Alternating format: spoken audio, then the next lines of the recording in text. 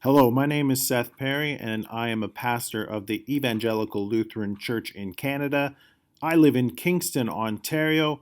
Across the country and over the border, my brother Matt lives in Seattle, and he's Jewish. He converted when we found out that my great grandfather grew up in an Orthodox Jewish community that he later left when he was about 20. So, my brother and I thought we would get together and share what scripture and Bible we're looking at. My brother is looking at a Parsha from Leviticus. I think I'm saying that right. And I'm looking at the Gospel for the 29th of March.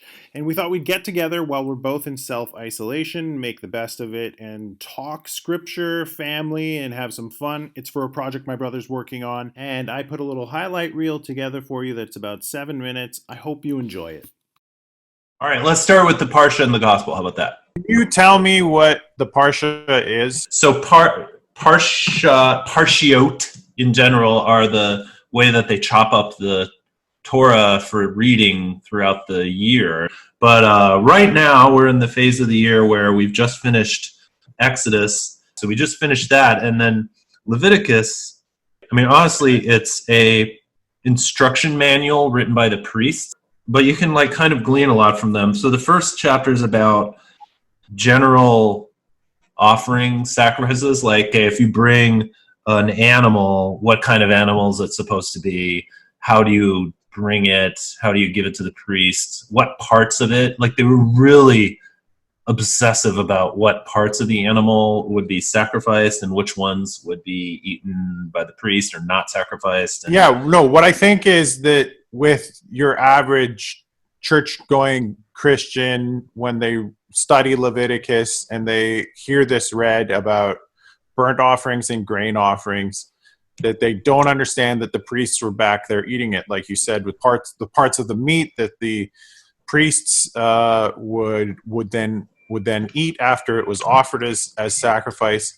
And the first person that told me this was our brother Ben when he was going on some Bible reading. This is ridiculous. And at the same time of reading the Bible, he started talking about his barbecue and smoking meat and everything, about how this barbecue is the original altar and this is a holy place. And he was smoking food all the time. Just for context here, Ben has been into smoked meats, quite frequently. And among his sundry possessions is this like pot-bellied smoker, the one he has in his driveway and stuff.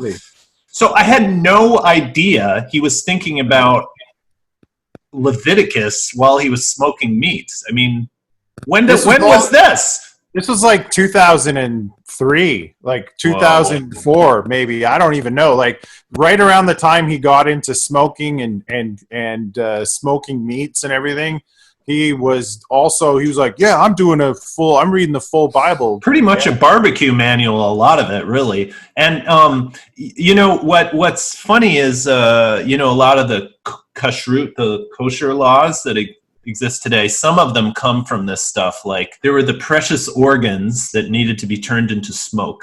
Then there was like the fat or the suet that surrounded the organs, like the internal fat, and then there was like basically the rest of the animal. And for many of these, although it varied per sacrifice, they absolutely had to sacrifice the organs. The fat, the suet, had to be treated in a certain way and also sacrificed, but it was like a barrier material between the holy material and the not holy material.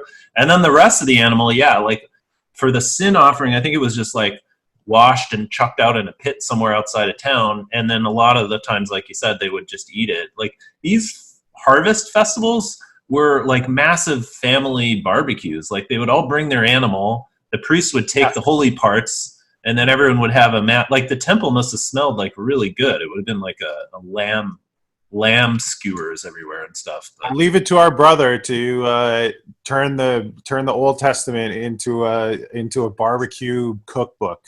Hey, I was going to ask you.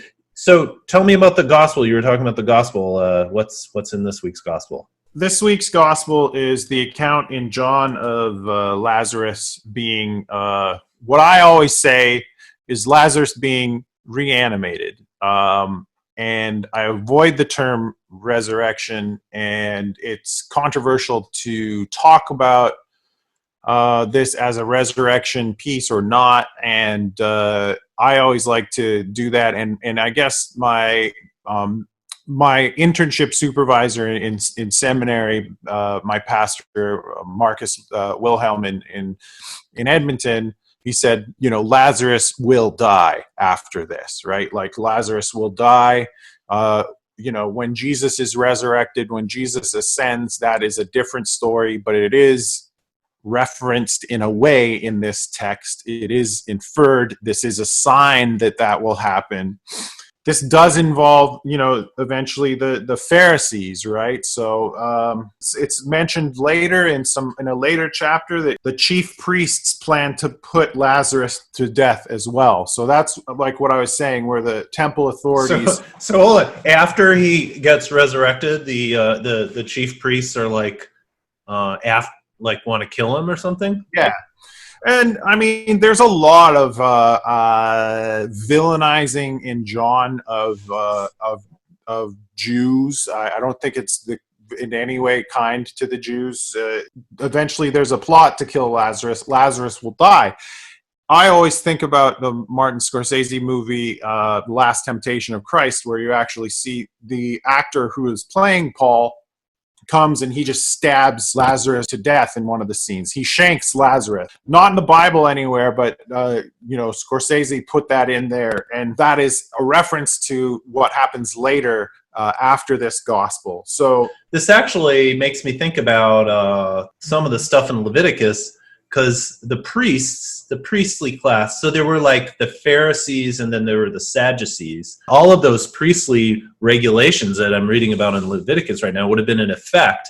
And one of the big ones was you cannot touch a dead body. The idea of Jesus going and opening a tomb and futzing around with a stinky corpse, like that is so far out of bounds that they would. Jesus would do that on purpose. I think in the narrative, which I think an interpretation for people today is to understand that where there was inequity in the old laws, Jesus addresses that and makes this something that is accessible to all, and removing restrictions that actually put up boundaries and borders.